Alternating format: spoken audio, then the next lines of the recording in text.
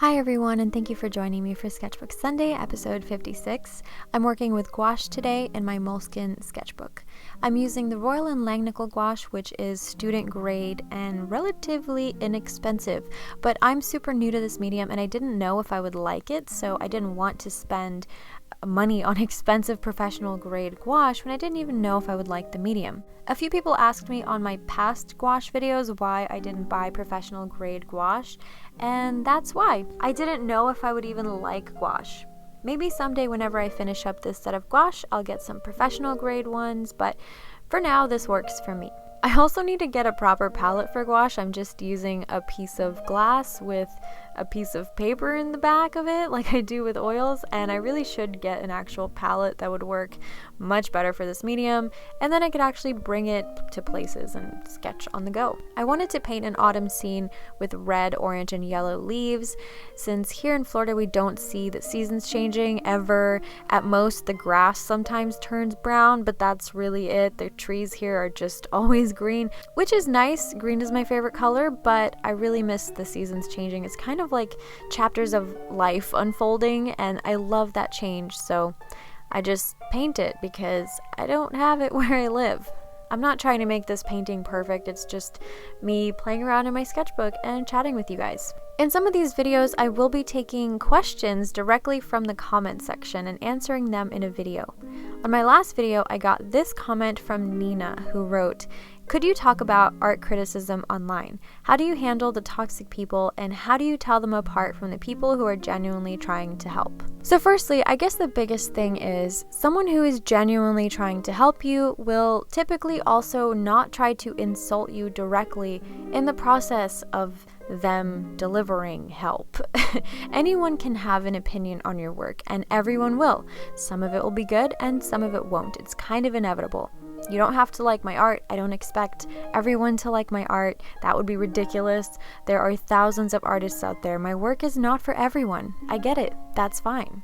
I like when people share their techniques, their palettes with me, how they approach certain subjects. Sometimes I'll say in a video that something was challenging for me and people will respond with advice and tips or commentary, and that can be very valuable.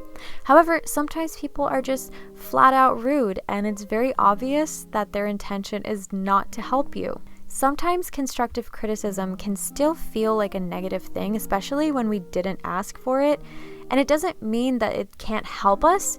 The intention can still be good. It's just maybe because it wasn't expected and it's not in our comfort zone, it doesn't feel good, but it doesn't necessarily make it a bad thing. Constructive criticism should be aimed at the work and at what can be done to make it better. It should be logical, structured, supported by either facts, experience, and education, hopefully acknowledging something positive alongside the critique. It should not be an attack on the artist. It shouldn't be based purely on opinion alone, nor should it be rude. One way you can tell if they're not trying to help you is if their quote-unquote critique has passive-aggressive undertones. Sometimes people will say something rude and then follow it up with, "No offense, just saying." Typically they do mean offense. They're just saying, not thinking, just saying. And if they're being crass or attacking you personally and calling you names, they're not trying to help you, and it's not even worth responding. However, even those instances can still teach you something. It can teach you how to handle it, and over time it does get easier. When it's obvious that someone is trying to hurt you, it's 100% not worth the energy. Arguing with them or trying to clap back is not going to change their mind. It's not going to accomplish anything. I could be spending that time painting instead of typing a response to someone who doesn't deserve the attention. And of course, I'm not perfect, and I've definitely had my moments, like telling a creep that left a disrespectful, vulgar comment that I would rather cut my own arm off and eat it than ever be in the same room, breathing the same air as them. One time I responded to someone's gross, horrid comment by asking how they managed to find internet connectivity from the sewer they reside in. So yeah, I've had those moments. I'm not proud of them. Did it make me feel better?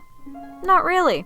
Only for a brief moment, but immediately after I just felt dumb for even acknowledging their existence and giving them any fraction of my attention.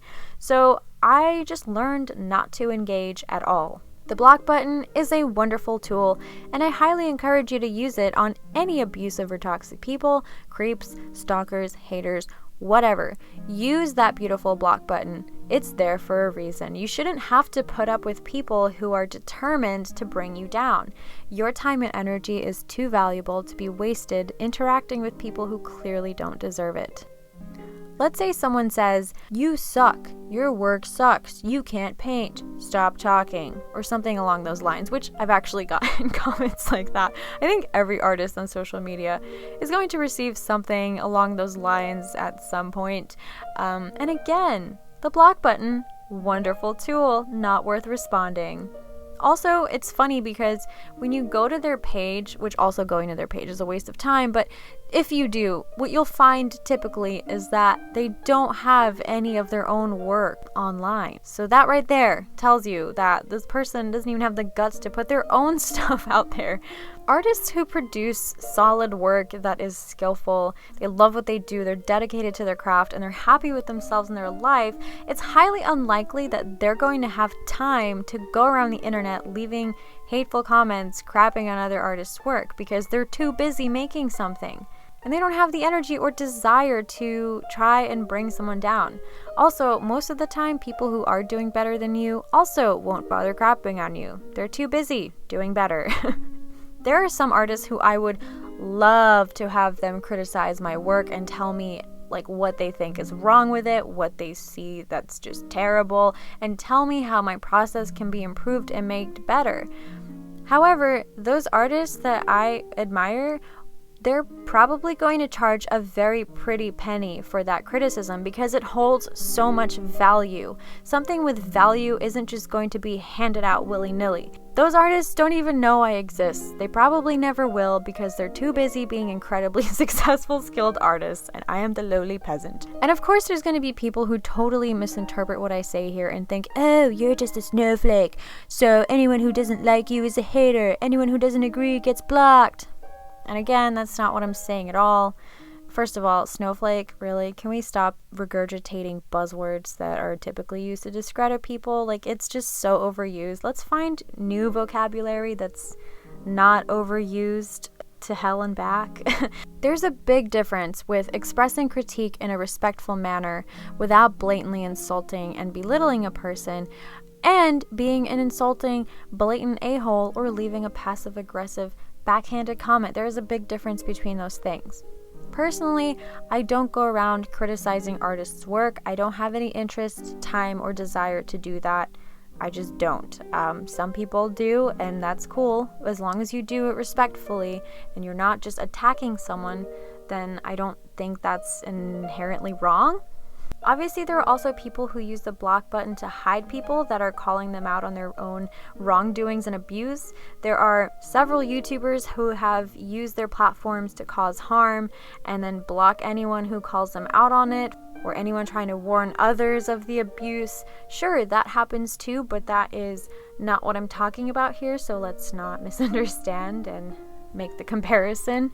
But yeah, hopefully that clarifies it, that there is a big difference between constructive criticism intended to help you, delivered in a way that is respectful and considerate, and someone just blatantly being a jerk and attacking you. There is a huge difference. So hopefully that is more clear.